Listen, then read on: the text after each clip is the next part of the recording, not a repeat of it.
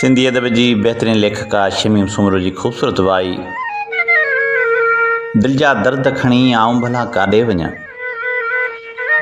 दिल जा दर्द खणी आऊं भला काॾे वञा, जुदाईअ जो जीअ में वएं तीर हणी आऊं भला काॾे वञा।